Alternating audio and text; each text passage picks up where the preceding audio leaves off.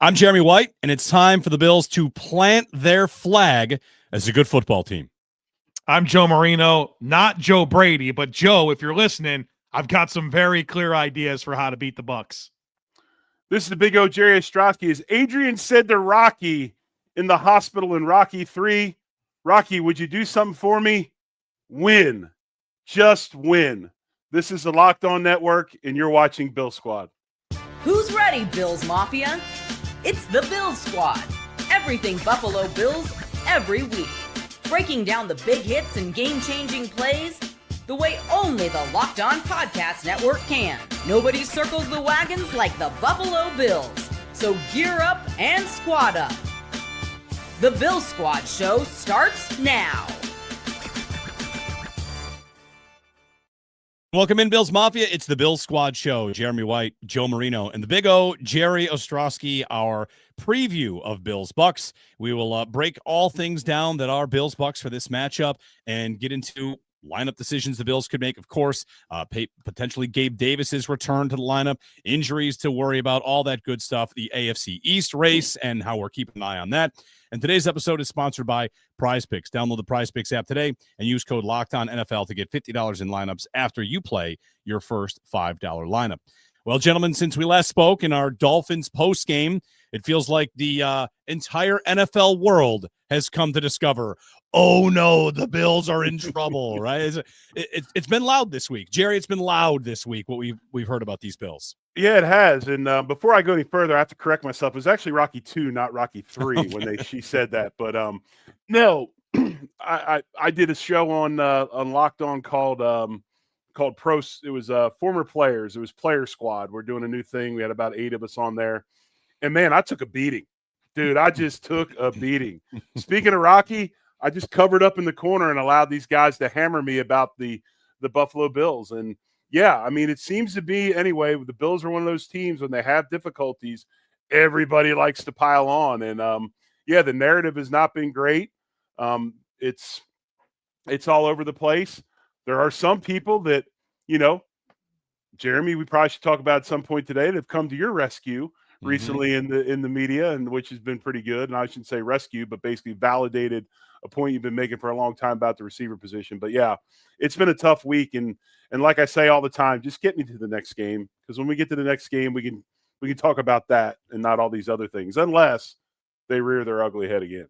A lot of criticism, but they deserved every bit of it. I mean, you're 9.5-point favorites. You go get smoked 30-13. You go 0 for 7 on possession downs in the first half. You turn the ball over 3 times. You don't score to the fourth quarter. You deserve it, especially against that team under those circumstances. So you can't hide from it. You can't pretend like it didn't happen, because it did. And I think the Bills have earned every bit of criticism they've received this week. Revisiting a conversation from a couple weeks ago, we were talking about, they lose 2 games in a row every year, right? This is just the lull. And I'd run through with you guys that every year after the lull, they really do take off. And we'd had evidence of that, whether they trade for Amari Cooper after their lull and win all but 1 game, or Joe Brady takes over and they win all their games. Like they've had some lulls and bounce back. And this one, maybe it's extended with just like the Chiefs game kind of mixed into it, but this feels different, and it feels like the Bills, we've been waiting for urgency for them, right? I think they have a little bit of a sound of that right now, that they kind of know it's time to, sit up a little straighter and take this seriously, because maybe for the first time in a long time, Sean McDermott is thinking about the idea of not winning the division. They are really big underdogs to catch New England, who plays tonight against the Jets. And if New England gets this game, that's one more nail in the coffin for the division, because we're going to need the Patriots probably to lose another one in this division in addition to losing to the Bills. I think also, too, when you look at this Bills team, and it's hard sometimes because they beat Kansas City and they do all those things. You go into Miami, and then all of a sudden you got more injuries and more stuff, and you've got deficiencies in areas, and you're having to expend as a team extreme amounts of energy week after week after week to overcome these deficiencies. Offensively, tons of pressure on that offensive line to block in the run game, to get them going, get that running game going so that you can get into the play action and all that. Defensively, guys having to step into roles maybe they don't play on a normal basis over and over again to overcome injuries on that side of the ball. And you just get to a point where you expend so much energy that it's hard to overcome those deficiencies sometimes. And I saw this team in Miami. We talked about it at length. No energy, no juice, none of that. And it's sometimes those things eventually catch up to you. Hopefully they can find answers and get out of it this week when they play Tampa Bay. I think there's been some intentionality about the expending of energy. As you've seen maybe some of the earlier runs where they kind of ran out of gas and maybe had some big injuries like late. And, I think that's part of why the Bills went to this. We want to be a really efficient offense, is to make sure that Josh Allen doesn't have to do what he tried to do against Miami, where you saw the guy was gassed, right? I mean, his hair's soaking wet. He's out of breath. And I think they tried to preserve so much of that by their stylistic shift offensively. But when that's the challenge, when you're intending to be efficient and you're not efficient, you don't have the stuff to overcome mistakes. And I think that's been a big issue for the Bills this year, is not being able to overcome some of their own issues. Drop us a like, a subscribe, and a comment as well. We always get to your comments, a few of them at least, through the show, and many at the end as well. So we'll break down, steps forward for the offense, this AFC East race, an X factor for the game against the Bucs, who come in a little bit banged up, but maybe getting healthy, and then comments and questions. So, guys, steps forward. All right, we could do shows, and the offseason we might have plenty of this. It's like, how did we get here? What steps to take from there? But what they have to do now is figure out in season what to do. And Gabe Davis is about to be a conversation, right? We'll see if he gets elevated for this game. I had a thought about Davis and how it could work, Joe. I'd be interested to get your thoughts on this. Like, Davis is not an unknown, right? We all know who Gabe Davis is, for better or for worse. It's funny, his history in the Joe Brady offense, it's like 0 catches, 0 yards, 0 catches, 0 yards, 6 for 110, 0 catches, 0 yards, 5 for 120. So he was boomer bust. But the one thing that he could give them is, and you tell me if this is worth celebrating. I know, well, we got to do what we got to do. He's not out of position out there. Ever since Keon Coleman showed up, I've had people tell me he shouldn't do that. That's not his job. And while Gabe and Keon probably get comparisons and parallels in some ways from a lot of Bills fans, Gabe is a different player than Coleman. So talk to me about what that could mean. Like, if they're going to make that change and get Gabe snaps out there, what does he do that's better for the job that is? That's a really good question. There was no put Gabe in the slot conversation. Never. Right. When Gabe was part of the team. Right. I think we're just kind of frustrated with, some of the drops, and, he's not a great separator. But to me, where Gabe really, I think, elevates right now is the fact that he's a big physical receiver that plays like a big physical receiver. That ability to win leverage battles, the ability to stack and get on top of corners, not that he's going to run away from them, but he can make corners play through him in ways that Keon Coleman's not been consistent at being able to establish. You also have Gabe, who was really good for Josh in the RPO game. When the Bills would want to use run pass options and get those glance routes going, they would use Gabe Davis quite a bit for that, especially the last time they played Tampa Bay. If you go back to the 2023 matchup in week 8, Gabe had 9 for 87 and a touchdown in a season where he was really, really quiet, right? I mean, that was the year where he had all those games with no catches or one catch. That was like his best game of the year. And against Tampa, they were able to tap into some of those binary situations where it was run pass option, get Gabe free on an in cut and throw him the ball. And he was very successful with it. You also see with Gabe on the vertical stuff, there's pretty good chemistry with Josh Allen kind of being able to drop it in the bucket there on Gabe. I think he's a legitimate player that there's good timing with, where with Keon, they're not together. It's, Josh is throwing back shoulder throws, but Keon's not coming back and playing for it. Keon's got inside leverage and Josh is throwing outside. You didn't see much of that going with Gabe. And so I think you have a player with an established down the field rapport with the quarterback. And you also have a guy that is 225 pounds and plays like it and can win those leverage battles, which is what the Bills are asking for out of Keon. And that's just not happening with enough consistency. A couple of things on this, and I think Joe touched on some of it, but it's nice, when Gabe was here the last time, we talked about the deficiencies maybe in flexibility and different, diversity in route running. He was kind of that straight down the field post guy, okay? And we wanted him to maybe do some other things and knew he was limited. So we let Gabe go for the money that he makes at Jacksonville, and I almost feel like maybe in a way Keon Coleman was brought in to maybe do some of the things that Gabe had done, but he's not able to do them. The nice thing now, and Joe just brought it up, and I think it's perfect, that the fact that what we need him to do is what he does best. So we're not worried about his diversity in routes and things like that. Do those things you do well and give us that guy we can count on, because we haven't gotten it out of Keon Coleman. Now you got it back with Gabe. Hopefully Gabe's timing is good. I know it'll take him a little bit. Hopefully that injury's fine to where, we're not in a situation where we get him out there and 2.5 quarters later we're talking about him going back on the injury list. But, yeah, it's nice to have Gabe back and knowing that the things that he does well, especially in scramble drill. I think he's one of Josh's guys in scramble drill. Yep. Now, we haven't seen Josh really have opportunities a ton in scramble drill like we have in the past. Hopefully we do, but it's another weapon there. And Josh, obviously, a lot of his touchdowns were from Josh in those scramble drill situations. So it's good to get him back, knowing that what he does best is what we need. It's funny. Like, I want to get to the nuances about this. Like, Joe, when you say the corners have to play through Gabe in these spots, I'm thinking Coleman always wants to play above the rim, right? That's his strength. And I can't remember Gabe ever really doing that. He was never a jump guy. No. It was you're talking bucket throws. And like, if Allen is scrambling for him, it's the sideline. He was pretty good with footwork out there, toe tapping Gabe in the indie game. So when you say like play through, a corner has to play through him, does that mean that Gabe is playing with strength in a way and playing with his body a different way than Keon does? Yeah, 100%. So we're talking about winning leverage battles. And so putting you as a receiver in front of a defensive back so that you can present an available target for your quarterback. And nobody's expecting Gabe Davis to run away from coverage, right? That's not how he's going to present an available target. But what he can do is create that leverage advantage. And so if the corner is going to disrupt, they have to play through the receiver to get there. And, one thing that frustrated me a lot about Gabe Davis when he was in Buffalo originally, and he was the number 2 receiver, was that I thought he was a very limited player for the volume of opportunity that he got for the Bills. Well, the Bills, since moving on from Gabe Davis, have become an offense where it's about roles, right? They have role-specific receivers. They don't ask these receivers to do everything.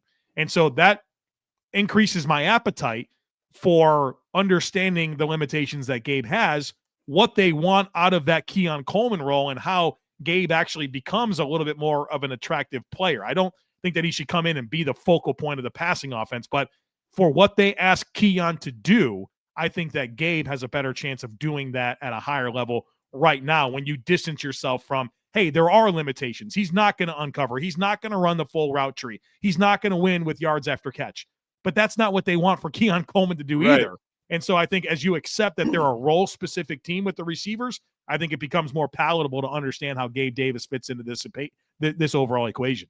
And kind of a comment to you, Joe, and Jeremy, you as well. But when I look at Gabe Davis, and my expectations are governed, a little bit. I don't think this is going to be the savior of the offense, but I do think he brings a lot of great things to it. With what Gabe brings to the table, does that have an opportunity maybe to open up Samuel and Moore and a little bit more of our mid-level passing game when we got somebody that can get downhill and stretch it a little bit, maybe not with pure speed, but with physicality and ability? Does that open up some of that other passing game stuff that we have not seen open up for guys like Samuel? Because we're waiting for Samuel and Moore to emerge at some point, and we haven't seen it yet. Will he open that up? What I struggle with is there a situation where whatever that role is, whether it's Gabe or Keon, if that's not opening things up, or is it just a matter of reluctancy to feature those players for whatever reason? I don't understand it. I mean, I'm craving it. I'm more hungry than ever watching this passing offense, wanting to see more Samuel and Moore. So I just wonder if it's not necessarily that role is limiting those roles as it is, what is the reluctancy to feature those players more? Because, man, if I'm Joe Brady, I'd be thinking a lot about how to elevate their opportunities here in this passing game. On that, Joe, you had highlighted that when Coleman is out wide, they'll put a corner there and they won't even think about a safety. Like, I don't have to worry about this. Right. I know Gabe's coming in. Again, we're not trying to put expectations too high for him, just how this could work and how it could improve. Would Gabe there, granted he's not the speedster, he's not Shahid, would teams be a little bit more, hey, this quarterback and this receiver have done this before? Would there be more attention paid over there? I don't know. I don't know that there's many NFL corners that are in fear and trembling of not being able to match up with Gabe Davis. And, right. I think especially with Kincaid out, Kincaid's the one player right now where you actually feel like there's some level of extra attention paid somewhere. And that guy's not available. I mean, you're just playing straight up. And so you have no math changers, right? You have no force multipliers in your weaponry because there's nothing that anyone's concerned about. They're concerned about Josh Allen in the pocket. And you know what they're doing? They're giving a lot more attention to that. And some very creative rush schemes that are coming at Josh that are aimed to really keep him bottled up in the pocket. And like Josh's numbers under pressure this year are just starkly different than last year. He's pressured 5% more, but his pressure to sack rate is up 9%. His completion percentage when pressured is down 14%. His passer rating when pressured is down 43 points. His adjusted net yards per attempt is down 5.38 yards, and his EPA per dropback is down almost a full 0.1. It's drastically different comparing it this year versus last year. And like you could certainly talk yourself into, maybe Josh doesn't quite have as much juice athletically. I don't think it's nearly that. No. I think it's because of what the Bills don't have at receiver. It is putting more attention on Josh in the pocket because they're not afraid.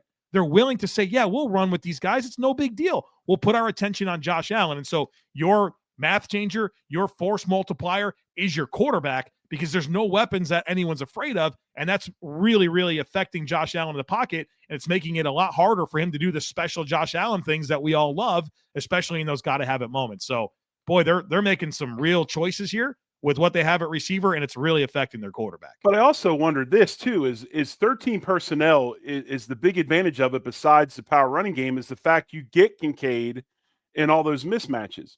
Why continue to run it if Kincaid is not available? You can run it in certain situations, but why not move to some other sets with your multiple receiver looks as opposed to force-feeding 13 without the guy that 13 benefits the most in the passing game? You know what I mean? That's something I questioned. I was thinking about this the other day. You know, if 13's used, and it's used as a power set, but it's also used to get Kincaid open in play action and those types of things. He's not available. Why are we still predominantly showcasing it and not doing some other things? It's the idea of it, right? The idea of that 13 personnel with Hawes, Kincaid, and Knox with Coleman. And if Coleman's the player the Bills expect him to be, which to me is they expect him to be Cortland Sutton or George Pickens. Like that's what they expect him to be. If he was, do you realize the mismatches that exist when 13 person, like the idea is great. The problem is you miss the X receiver in a big way. Right. And I know that's the matchup they're looking at and getting advantages there. Without that and no Kincaid, why do you stay in it all the time? Yeah. A team that's what I was getting to. Yeah. A team that does this a lot. I was reading about the Rams and Sean McVay. Yeah. McVay used to be the 11 personnel guy, explosive plays. And now they are 13 all the time. Not all the time, but there are a lot of 13 and they are still just as explosive. Like they get Puka all over the place. They get Devontae Adams open all the time. Like that's a team that's running heavy personnel and hasn't sacrificed their explosiveness one bit. We're talking steps forward for the offense. I got a couple more ideas I want to run by you guys and also ask, like, what do you want to see out of this game as we get ready for the Bills and the Bucs? So drop us a like, a subscribe. We're here on our midweek show, and we'll take your comments and questions as we continue here. More steps forward for the offense coming up next here on the Bill Squad Show. This Bill Squad episode is brought to you by Supply House. When the opening whistle blows on a new repair, get your crew moving forward with Supply House. Order today and see parts on your doorstep tomorrow. Over 280,000 plumbing, HVAC, and electrical items from the most trusted brands in the process in the business. Their real-time inventory and honest lead times keep you from punting projects, while their industry-leading customer service always has your blind side covered. Need parts? Fast for a project? Supply House has next day delivery. Talk about a game changer. The part finder tools and 3D schematics can save you hours on jobs where every detail matters. Their Trademaster perks, like priority shipping and dedicated support, make the whole process smoother. Join the free Trademaster program today and score serious perks like priority shipping, lower prices, and a dedicated support line. Visit supplyhouse.com to sign up for free and use promo code SHNFL5 for 5% off your first order. That's supplyhouse.com. Real people, real service. It's the Bill Squad show here. We're chatting about the Bills and Bucks and steps forward for the offense. Still kind of talking about that. If you want to drop a comment, you can. We'll get some comments in this segment because we have a couple good ones to get to. One thing I want to ask you guys about, how about game plan wise? Predictability has been a big buzz phrase for Joe Brady and how the Bills have been defended lately. They're the number one team in the league running on first down. And I know running is their identity, but could they be well served to just throw it more while being a run-heavy team? Like, mix in a pass on first down. And if it doesn't work, you can run on 2nd and 10 and get your 5 yards. You're a pretty reliable run team. Should they kind of change their approaches down in and down out in terms of how they want to attack these other teams? Joe Brady came out and said it. He said, I wish I would have thrown the ball earlier more against Miami as the Dolphins are loading up to defend the run. Like, there's a real thought out there, and this is a ridiculous statement, that if you take away James Cook and the Bills rushing offense, that you could stop the Bills. What? Like, that's like sirens need to be going off that's an actual belief and it's actually true. You should be making teams pay for that. That's the whole point. Is, boy, you can run the ball well and you have Josh Allen. What? That you should not be able to load up on the run and still take away the pass. And so I do think that there is something to be said for the play call sequencing and the intent and helping your team, because you want to be a better passing offense. Well, maybe pass it when they think you're going to run it and vice versa. I think they need to be thinking about these types of things to soften things up and help execution, because there's been inconsistency. So yes, 100% yes, they need to be more willing. But the problem is they're afraid of an incomplete pass or a sack. And then what does that do? It takes away from the efficiency. So what do you do? Well, yeah, we'll take the 2 yards, the 3 yards. We'd rather have 2nd and 7 than 2nd and 10 or 2nd and 11. You know, that's where it's at. And they're really into efficiency, and it's in some ways it's making things more difficult. I would like to see us get out of 13 so much. I'd like to see us play 12 and 11 a little more. I know we play a little more 11 than people think, but I'd like to see it with Kincaid out of the game. I just really wonder, with Kincaid out, and then we talked about Coleman's deficiencies, and I don't think Gabe's going to go outside and be that just man beater right off the bat, but I'd like to see us get out of 13 and get into some 12 stuff, whether it be Knox and Hawes or Knox and then playing Gilliam with an H, and do some things out of that and add the back in the passing game out of 12 personnel, as opposed to just making it a straight run formation. And then also run some 11 too and get the back out as well. I thought we saw, just as simplistic as the running back passing game was against Miami, it's there. I mean, we can get some easy yardages dumping the ball off to James Cook. I'm hung up on, why are we sitting in 13 a predominant period of time when Kincaid's not available, because we lose advantages in some other things. And I'd like to see us utilize more sets than we normally do. Does no Kincaid mean that they can't do those personnel groupings? And does it mean that they treat Knox like Kincaid? Or does this mean that Joe Brady basically dips into, open up a file cabinet that you haven't used in a while because your offense is so different? Yeah, you literally can't run 13 without Kincaid. You don't right. have the players to do it. So I think we did see that a little bit against Miami after Kincaid went down. Knox was moved into the slot. They used him in some of those ways. And no, he's not Kincaid, but I think you're reminded that Knox is no slouch either. He's a pretty good football player. And so, you got to consider some different things. Your offense is different when you have Kincaid, but maybe there is an opportunity if you are in the mind of Keon Coleman in the slot. Like, all right, we'll have him do some of the Kincaid stuff, because that's been my pushback. I hear you. Keon Coleman will be a better player in the slot. He doesn't make the Bills offense better in the slot, because anything he would do in the slot, I'd rather have Kincaid do it. All right, well, you're not going to have Kincaid for a little bit. Here's your chance to tinker with that, especially if you truly do have the chance to get Gabe Davis back into this lineup. And the reason I like 12 is I think that Knox is actually better more as an end man than he is in the slot. I think he feels things better as an end man tight end than in the slot. I don't want to see Knox. Knox looks old outside. I think he looks fine inside. That's why I would like the 12 personnel as opposed to the 13 with him split out. Bills and Bucks on Sunday. The Bills facing a pass defense in Tampa that's ranked pretty highly, like the number 6, I think, pass defense on DVOA. Can they run it on them? Right, the Bills are going to want to run the ball, and Vita Vea, he's practicing this week. He'd been limited, back injury, dealing with that. He is a cornerstone. He is a But if you want to talk about a guy that's good at what he does in that spot, it's a picture of Vita Vea. So can they win in the trenches with the group that they have against this Bucs front? Yeah, I think you want to have a rushing offensive game plan, maybe not the frequency, but the idea similar to Carolina, where you got some really big dudes there in the middle. It's not just, I mean, they have Vea, who's unbelievable, but they have great gains. They've got Elijah Simmons, a 340-pound nose tackle, and they have some smaller edges, right, like a Yaya Diaby. And so I think you want to attack the edges and get those big dudes moving horizontal. And here's what it comes down to. Like the Bucs do have a very good run defense, but they've been susceptible to getting creased. Big plays. They gave up 166 last week to New England, and a lot of that was on 2 big runs by Travian Henderson. They gave 164 yards to the Lions. Jahmyr Gibbs had some big runs in that game. And so actually since week 5, Tampa is allowing the highest percentage of rushing yards in the NFL on explosive runs, which are runs 15 yards or more. 50%, more than half of their yards that they've given up on the ground have come on explosive runs. They're 8th highest in percentage of runs that go for 15 plus. So I think you can big game hunt a little bit here with your rushing offense. You need to find ways to get some explosives in the run game. As for throwing the ball against Tampa, there are some not so good matchups for the Bills. Their outside corners, Jamel Dean and Zion McCollum, they're going to swallow up the Bills' outside corners. They got a good pair of safeties and Antoine Winfield and Tyke Smith. They got a slot corner that I love and Jacob Parrish. But there's 2 areas where the Bucs are very vulnerable with their pass defense. First of all, it's running backs in the passing game.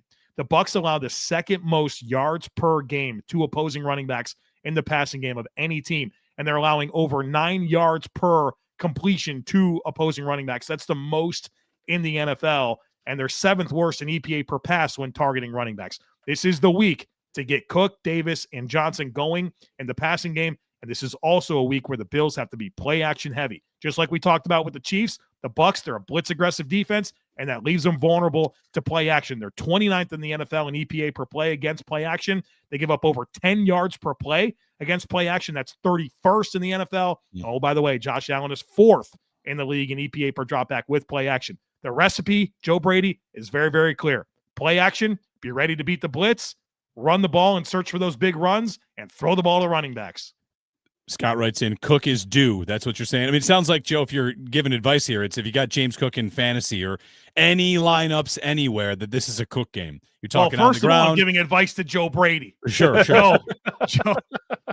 And if you listen to me, we can win a bunch of prop bets along the way. All right. Very good. A Cook day, a James Cook day. And the other backs, they don't seem to find their way into this offense right now. They've been leaning into James Cook. For the Bucs, there's news today, just following this now. This is bad news for the Bills, that both Chris Godwin and Bucky Irving are practicing today.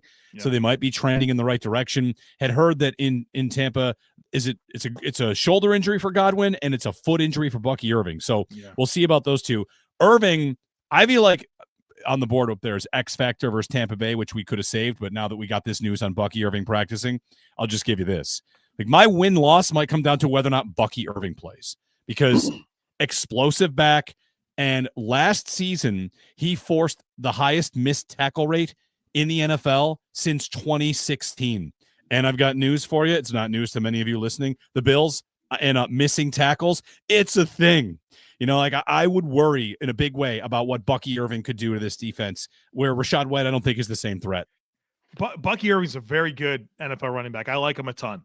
The one thing that I do like about the Bills going up against Bucky Irving is that he's more quick than he is fast. He's like a Devin Singletary, where there's like a lot of short area quickness. He broke a lot of tackles, Singletary. Yeah, right. You can make him miss in a phone booth, but he doesn't have like the true burner speed. He's a 4.55 back at 5'9", 192 pounds. And so, look, I am not trying to discredit Bucky Irving. He's a good football player, but I love that he's not truly like a breakaway run threat, which gives me some hope, where Achane, that's 4.3 speed. This is a different kind of cat here. So that gives me some level of confidence. And, he's played 4 games so far this year. And so I am curious to see how that, what's the rhythm like stepping back into things. Obviously they've had some guard issues. Like, one of their starting guards is Dan Feeney, who was signed off of the Bills practice squad.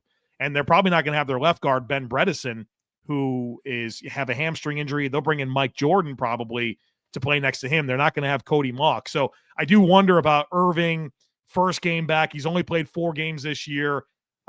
some different pieces on the offensive line. I'm not trying to like cling to hopium, but I think that those are some like very reasonable counterpoints to, Bucky Irving's going to come out and Bijan Robinson, the Bills, if you will. Yeah, I was just going to bring that up too. They haven't played their preferred starting 5 up front, I don't think, all season long. No, because the tackles were hurt early. Wirfs and Gadecki. Those are they've got consistency problems up front just because these guys don't play together. It's new week to week, so that'll be an advantage for the Bills and in a group that like we know struggles up the middle against run defense. Boy, yeah. How about Godwin for this? You more worried about Godwin? What's interesting about that, and he's played 2 games this year, right? So, and he was banged up end of last year. Guys coming back in, what do they really have? And they've actually had some success working in Tez Johnson over like the last 5 weeks, who's 5'10", 160 pounds. But I think we saw a little bit of what he can do in the preseason game. The Bills had no prayer against Tez Johnson, so he's been getting it going. Really for Tampa, their offense hasn't been super consistent this year, and it shouldn't be. They got a new coordinator, their 3rd coordinator in 3 years. Right. They've had the receivers been in and out all season long. Evans, Jalen McMillan, Chris Godwin. They've had revolving door at offensive line all season long. Bucky Irving's been in and out, and then Baker's playing with this oblique injury. He hasn't run. He ran 1 time in the last 4 games, and that was the play he got hurt on. And the last 3 games he hasn't run. It's a different type of Baker. When what makes Baker special is he's got a big arm and he's very, very accurate. But it's the magician stuff that he can do, right? The quick twitch in the pocket, the extended plays, the willing runs that he'll have, and if that's not part of his inventory right now, that's a big deal for Tampa. They're very, very potent, but I think there's like a number of factors here that I think about with this Bucs offense overall that gives me some level of optimism for the Bills in this game. Yeah, and I was going to get to that with the Baker Mayfield situation. I think this is another big week for that Bills pass rush. The thing about it, with him not running out of the pocket, you don't have to be so concerned like you were with Mahomes with all the cage rushing and stuff. And if he's healthy, you do. But the fact that he's not, he's beat up, and we know Baker, even at beat up, he's going to try to play. He's going to try to do those things. So this pass rush has to get after him. If they can get some shots on Baker with the way he is health-wise, that'll be a big determining factor in what the Bucs can do offensively. We had one comment here on Baker I wanted to bring up because I think it was funny to get to. Allen and Baker, here it is. Comment, Josh already bantering with Baker. Baker got him to crack already, which is weak. Baker said he joked that Josh has small hands. So he's 6'10", he's got small hands, which whatever. Like Josh made a funny joke about Baker wearing 2 gloves when he golfs. I need to ask you guys about this, but you guys are big golf guys, both big golf guys. If a guy wears 2 gloves playing golf, like what does that say? What is that picture that he's painting? There's one of 2 things. It's either raining outside or you're a weirdo, one or the other. Yeah. I think there's only one guy that plays golf with 2 gloves, and that's Raj something other. I can't remember his last name. Aaron Ray, they're the only guys that play with 2 gloves. So yeah, it's different. I probably shouldn't talk because I also do a golf thing that's frowned upon. I putt with my glove on. Jerry's going to say, like, I do what? that. I do that. Yeah. I do that. Yeah. I putt with my glove on. That's lazy. It's it's tough to get the glove on and off the hand 18 times. I'm not a good enough putter to do that. Why are you better? Are you better putting without your glove on? Is it? That's what people say. I'm bad no matter what. You got 2 bare hands on the golf club. You've got more feel in the putter. Yeah. You're not worried about losing the club with torque. That's okay. Theory. I'll just call you Lexi Thompson because she putts with the glove on too. I'm shooting my 95. That'll be your new nickname, Lexi. Yeah. But on Baker, one quick thing on that, like I thought McDermott on Baker this week was really interesting. A couple things he said that jumped out at me. I mean, a coach praising an opposing player, that's not new. Oh, he's a great player. He's this and that. With Baker, he said it was tough to watch his first situation, almost like what happened in Cleveland. McDermott's watching from afar and talking about a guy he likes and he's rooting for. Like that jumped out at me. And then he talked about Baker and said the way he plays, he kind of started to go into a motivational speech. They're talking about Baker at the press conference. He goes, you want to be good at something? You got to approach it with an attitude every day. And he's basically extolling the virtues of Baker Mayfield's approach. And it felt like he could have been saying that in front of his team. He mentioned to you guys in the media, you want to be great at something? You got to bring an attitude every day. And that's Baker. But why does Sean McDermott say those things about Baker in such high praise? He would have probably had an extensive part in scouting Baker back in the 2018 draft. He sees himself in Baker. Yeah. An undersized guy, a tough guy with attitude and approach. Maybe he sees himself a little bit in Baker Mayfield, and that's why he likes him so much. Just saying. Yeah. Hopefully the Bills win Sunday. I think most football fans kind of like Baker having some success now, no longer being a punchline. At the start, he's in commercials and he's with the Browns, and nobody likes that. Now he's in Tampa. He's kind of a dog. Like, it's fun. I opened up our cold open. I said planting the flag for the Bills. I don't know if you guys caught that. It's Baker. Well done. It's Baker at Ohio State, which when he did that, he became a legend for me. So I'm going to give you an example of how big Baker Mayfield is in this state. When Baker went to the Browns, the two sports affiliates one in Oklahoma City, one in Tulsa, actually became Cleveland Browns affiliates and played Browns games on the radio in Oklahoma so that you could listen to Baker Mayfield play. That's how big he is in the state of Oklahoma. Wow. Brown screwed that up, huh? I mean, you want to talk about ultimate fumble of the bag. I'll tell you, who didn't screw it up is John Dorsey. He didn't screw it up. Well, yeah, that's fair. That's fair. But I don't understand. Like, he came in lightning in a bottle, took that team to the playoffs, like gave them rare quarterback play. He's trying to play through all these injuries. Nick Chubb's hurt. Both the tackles are hurt. And we can't see through this. Yeah. They clowned it big time, and they got everything they deserved after that. I'll tell you that. Yep. We'll get a break in, checking in on the AFC East race as the Jets and the Patriots play tonight. Need the Patriots to have a stumble somewhere in here if the Bills are going to host a playoff game. It does not look too great right now. We'll run through some of the math and that matchup and how the Jets might find their way to a win. Also get some of your comments in as well. Jeremy, Joe, and Jerry O here on the Bill Squad Show. This episode of Bill Squad is brought to you by BetterHelp. Yes, BetterHelp. With BetterHelp, as the days and nights come, of course, they come earlier. It can be tough, especially life's already packed with work, family. It's important, of course, to reach out and check in with those that are important to you and with friends. And when it comes to BetterHelp, you can, of course, get the help you seek. And BetterHelp has the opportunity for you to, get help. Licensed therapist, you get connected with a licensed therapist online from wherever you are. You may notice that maybe just talking things through can help, even for a few minutes. Clears your head, gets you back on track. Therapy is not for when things are falling apart. It's obviously really important to have maintenance. Stay balanced and talk to someone. Over 5 million people use BetterHelp, and with 30,000 therapists available, finding support really is a few clicks away. This month, don't wait to reach out. Whether you're checking in on a friend or reaching out to a therapist yourself, BetterHelp makes it simple to take that first step. Listeners get 10% off their first month at BetterHelp.com/lockedon. That's BetterHelp, HELP.com/lockedon, because taking that step toward support might just leave you wondering, why didn't I do this sooner? Jeremy Joe and Jerry O here on the Locked On Bills channel on the Bill Squad Show. And talking Bills Bucks and the AFC East race. So if we're painting the picture of the AFC East race, guys, I think I'm in a little bit of denial. A little bit. I don't think it's over. And you've got lots of Bills fans that'll say, like, it's over. Tonight's game, just to give you some numbers of it on the New York Times playoff machine. You can use whatever playoff machine you want. A Jets win doubles the Bills' chances to win the division. Double. From like 12% to 26%. It keeps them alive because the Dolphins' loss is a crusher. Even if the Bills and Patriots split on the season series now, you need a New England loss in the division. And if they don't get that, that means you have to finish a full game ahead of them, which might mean what? Running the table? Like it's a long road unless they find a way to lose either tonight or to the Dolphins. Well, if you're you're looking for something to cling to that's going to give you some hope.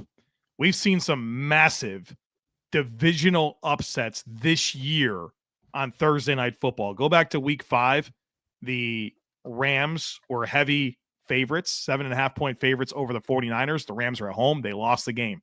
The very next week, the Philadelphia Eagles were 7.5-point favorites over the Giants. Yeah, they lost the game. The very next week, the Pittsburgh Steelers were 5.5-point favorites over the Bengals. They lost the game. And while the Broncos didn't lose to the Raiders last week as 8.5-point favorites, that game was pretty freaking close. And so, no, on paper, there's nothing about the Patriots at home that should lose this game to the Jets. But we have seen Thursday night games in the division go to the underdog. Now, we haven't seen a 12.5-point underdog win, but, we'll we'll put our green on tonight and do the Jets chant and pray. Exactly. Thursday night is the night for spoilers. It's been that way for a long, long time. It's hard to get up on Thursday night after playing Sunday, and we'll see what happens. We hope a miracle happens. I do. Anyway. Well, listen, next week the Bills are right there on Thursday night. I know. In Houston. So. Against a much better team. So I know. Hopefully Stroud comes back by then. And the Jets, of course, minus Sauce Gardner in the trade, minus Quinn Williams in the trade, and minus Garrett Wilson, who's injured as well. So, come on. It's Justin Fields, and he's throwing to Arian Smith, and I can't name another Jets receiver. He's handing off 55 times to Breece Hall. It's going to be a test for that. The Patriots defense, they've not given up a 50-yard rusher all year. And tonight, I guess, you might get a heavy 50-yard rusher. 50. Yeah, they're number one in the NFL. Yep, they've not given up 50 to one player this season. Yep. Wow. Yep. Yeah. Boy, I watched that tape in week 3. I thought it was pretty cool how they got the corners going in the run fits. I didn't think it was like that. Yep. Yeah. I think that's James a crazy stat. I think Cook has the high mark at 49. Nobody's gotten to 50. Really? Yeah. So all of a sudden, Joe, we think about that. We watched one game of Bills Patriots. Should we go all the way to that's a bad matchup? Like if they can do that to you, all of a sudden it's Atlanta all over again. It's like, well, if there's a team that can do this and this and this, they're trouble for you. And that might be the Patriots. The other thing they've just discovered, and who knows if it's just, a couple of flash plays, but Trevion Henderson getting loose for 2 big, long touchdowns. Like he's their only back going tonight other than practice squatters too. So I don't know if that means they're going to start to lean on him and trust him a little bit more. I know the fantasy football community has been waiting for this to happen because he's, relatively high pick, but are the Patriots a bad matchup? Like when we get to Bills Patriots, will we have to say that? We'll talk about that in a few weeks. I do wonder about just thinking about that loss to the Patriots. The Bills had so many self-inflicted wounds, and Drake May made some freaking special plays, like that drive starter with 2 minutes left to not get sacked and get the ball to Diggs. Like there was some really, really crazy good plays that he was able to make, and it was winds up being like a 3-point loss. So I'm not ready to say that, but. One other thing on Thursday, or not Thursdays, but the Patriots are wearing the rivalry uniforms tonight. Yes, 1 and 2 so far. The Bills and the Cardinals lost. The Dolphins were the one team that was able to win in their rivalry uniform. So let's hope that the Patriots have their rivalry uniform night spoiled. Exactly. Big plays. Kyle Williams also had a big play. Like one thing about the Patriots here, like they just played the Bucs, and the story in Tampa is that they did a good job defensively on that Patriots attack, and the New England got loose for like 4 plays. Yeah. 3 big long ones and a touchdown at the end of the half. Like it really was a game Tampa feels like they should have had, but they did not get. So anyway, there's your AFC East race update. Bills, of course, have some work to do. Want to check in on the Brian Daboll conversation just because we talked about it. It was pretty much breaking live when we were on our last show. And then Sean McDermott later in the day was asked about Brian Daboll and the idea that, could he come in and join the staff? And he said that's not something we're considering at this point. And you can decide how much work at this point does. But I'm not surprised McDermott shot it down. To me, the idea is a future idea. I don't think right now it would really make much sense at all, other than being like in Josh's ear mentally. And even then, it looks messy to me as an idea right now. But is it going to change the roster? No. Right. If Brian Daboll shows up, does it change the roster? No, it doesn't. Does he have maybe some fresh ideas? Yeah, but these are ideas that people in that building know. I mean, it's nothing new.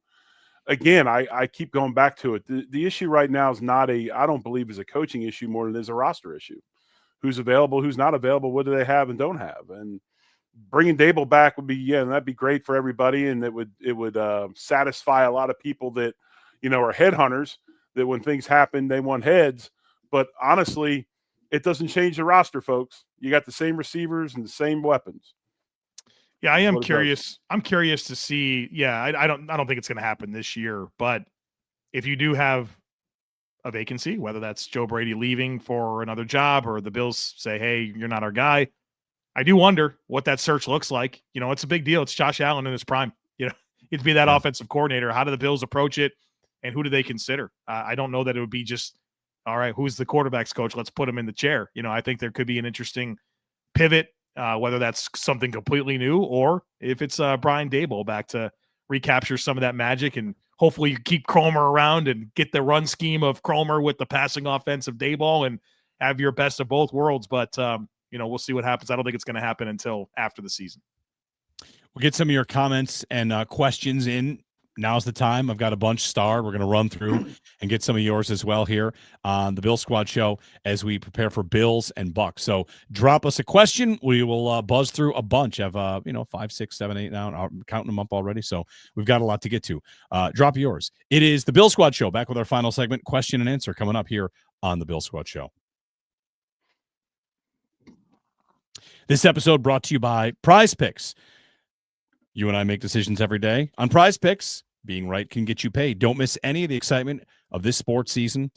Whether you're following the NFL, the NBA, or both, there's no better time to jump in on the action. If you haven't tried it yet, Prize Picks is the simplest way to play. Just pick more or less on at least 2 player stats, and if you get them right, you win. It takes less than 60 seconds to make your lineup. You can play anywhere Prize Picks operates, including California, Texas, and Georgia. If you've been using Prize Picks, on football Sundays and NBA tip-offs on Sunday, you can make it very exciting with both. I like picking favorite players, Mahomes, Steph Curry, how many threes he's going to hit or assist. You can put stacks together featuring, this is a game-changing kind of feature. You can pick more or less on Steph's points, threes, assists, and all put it in the same lineup. Download the Prize Picks app today. Use code LOCKEDONNFL to get $50 in lineups after you play your first $5 lineup. That's code LOCKEDONNFL for $50 in lineups after your first $5 lineup. Prize Picks, it's good to be right.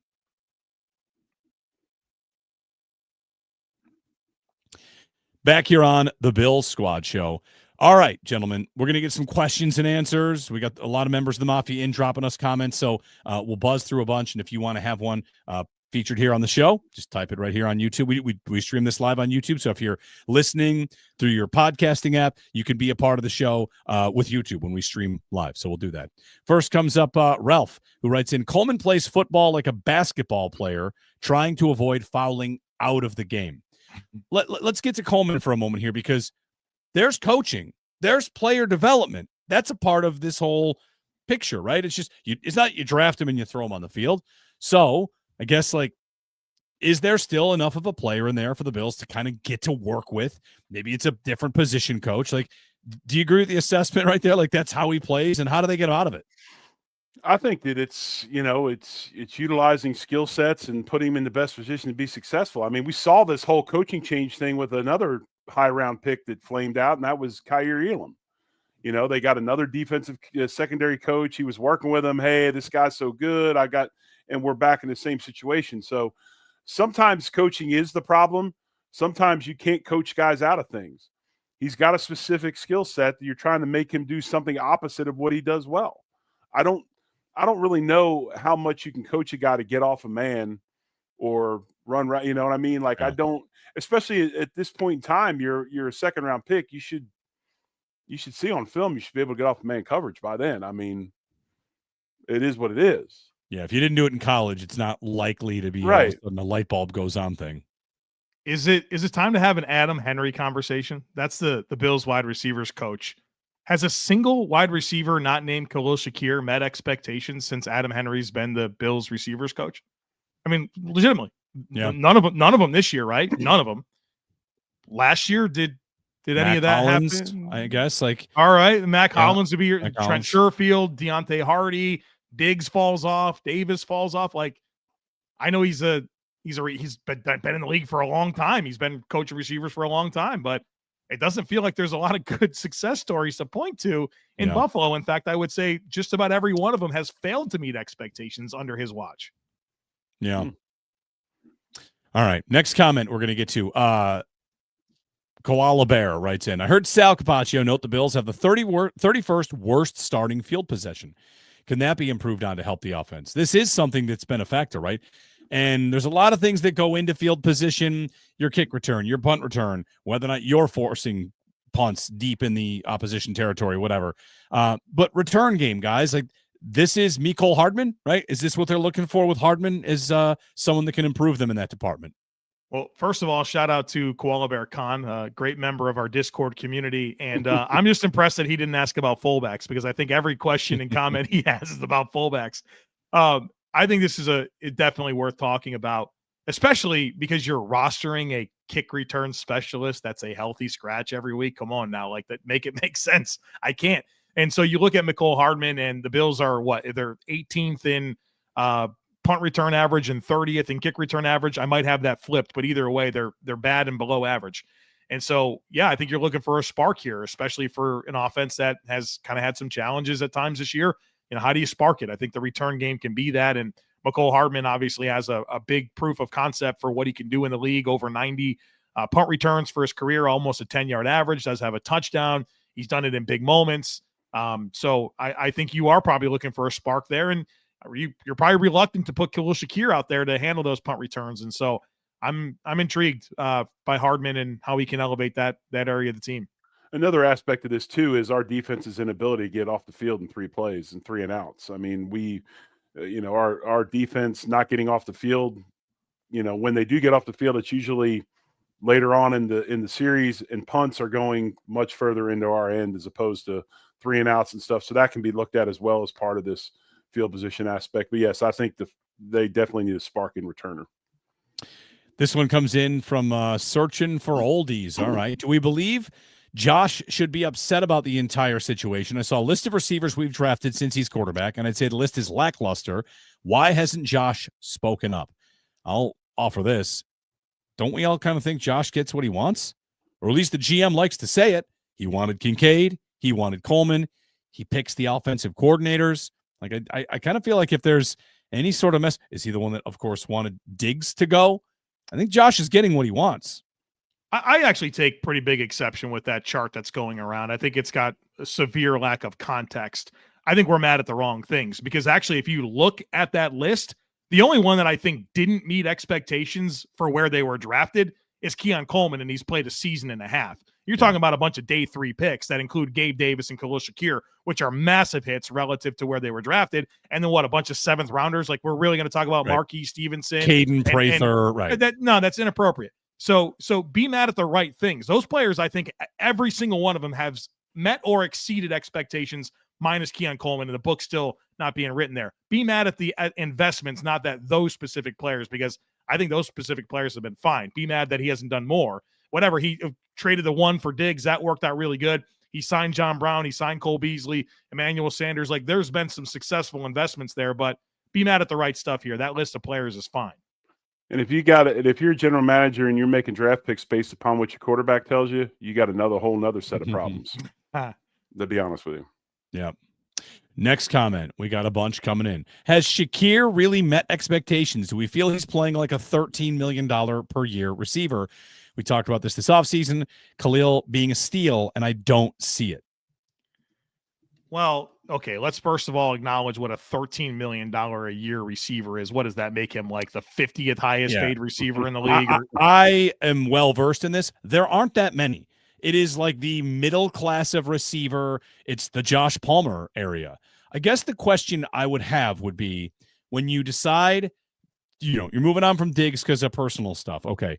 Gabe Davis is a $13 million receiver, right? They move on from Gabe, and the idea was he's limited. We don't want to pay him that money. Shakir gets about the same money a year later, whatever.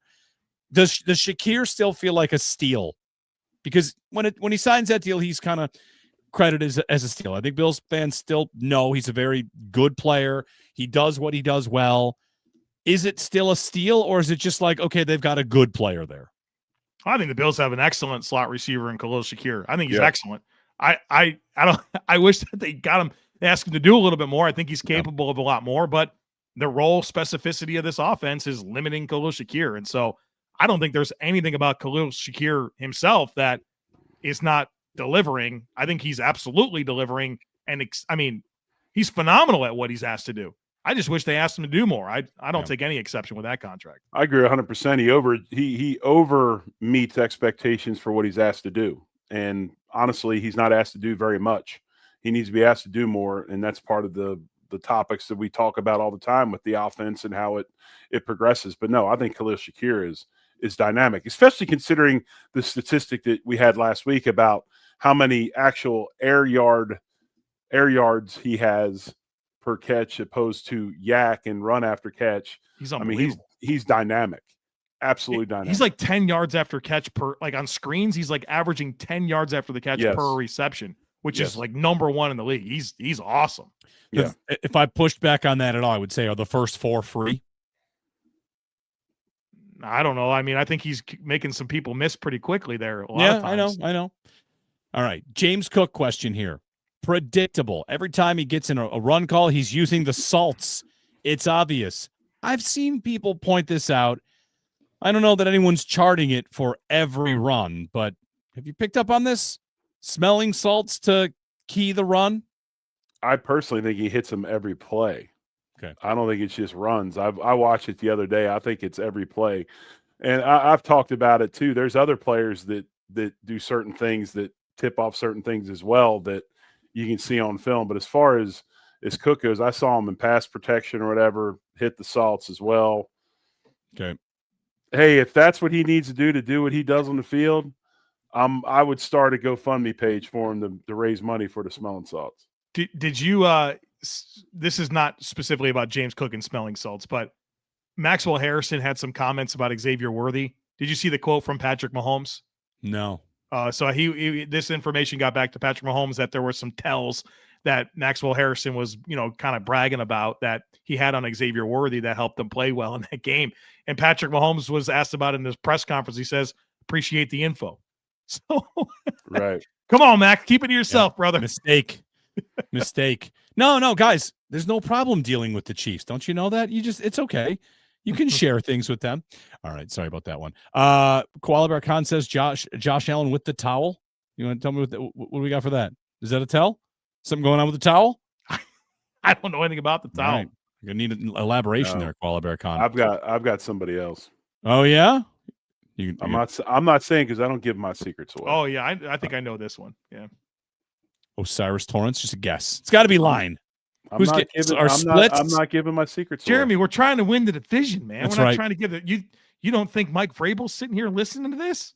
I know Mike Vrabel's a listener. He's in the comments. He had a question for us. No. How about this one? Is there a MVP residue, like a hangover? This is from Daryl. Over Allen. Is he pressing more to try to live up to that status while trying to overcome his offense's deficiencies at the same time?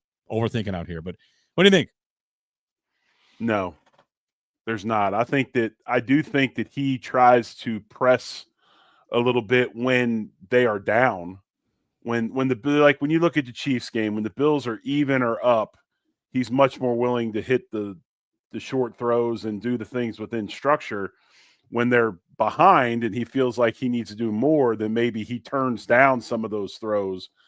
But I don't think this is a massive deal of he's in a hangover period because of the MVP or whatever, trying to do too much. I mean, the guy's trying to make plays. He's a playmaker. That's what he does. So I don't think I think the look into that is looking a little too far into it.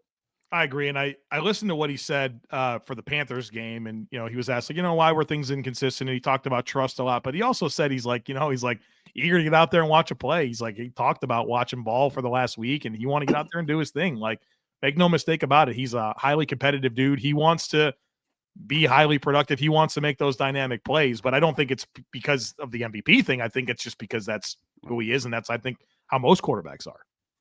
I've got to verify something here. A correction, like PTI doing corrections. Yes, okay, this is a worthy correction, and it'll allow me to shout out. So a comment here. You're a week off. Josh writes this in. Sean Tucker got New England for 53 last week. Sean Tucker, the third-string running back for the Buccaneers, was the one that did 53 against the Patriots last week. So that is true. Yes, he did get them for 53. That's the first running back that's gone over 53 yards. I want to see what his long was in that game that the long was 18. So, all right, 9 for 53, including an 18-yarder. I should have known a Syracuse product would get that job done. He was so good at Syracuse, right? I mean, I should have known, baby. There it is. Should have known. Come on. That's on me. I can't miss the Syracuse guys getting that done. That's oh, man. I'm losing my fastball It's here. been a while since the Bills have had a Syracuse player. I get asked about him every year. Kingsley Jonathan. Gone already. He came back. And left He'll again. be back. He'll be back in 2 weeks. Right? These guys are always back every couple weeks. Anyway, all right. One more. Anything else here? Here's one. The Bills do not need to fix their passing game. They need to fix their attitude about playing from one week to the next. It's been going on for years. That's from Michael. So, any thoughts there? I watched the tape and I see execution errors. I think it's a lot more about that than, hey, our willingness to be competitive based on the opponent. I think it's pretty clear on tape some of the opportunities to be better. Well, I think they were lackluster last week. I don't think I've seen a bunch of, I can't pinpoint the reason that Keon can't get off of man. It's because he's not doing it with exuberance and energy. Yeah. I don't think that's the issue. All right. Well, thank you for the comments. Thank you for the questions. Give us a like, a subscribe, of course. Subscribe to the Locked On Bills podcast, wherever you get your podcasts as well. And we'll be back after the Bucs game. And then we haven't even talked about it yet, so we'll let you know the schedule for. There's Thursday night football. Oh man, I think it means no Thursday show. We'll work it out, and we'll let you guys all know what we're going to do. So thanks for listening. Thanks for watching. We're back for Bills and Bucs after the fact, and hopefully they get things rolling, back on track. Enjoy Thursday night football. Go Jets and go Bills. Go Jets and go Bills. Go Jets. Much love. Go Bills.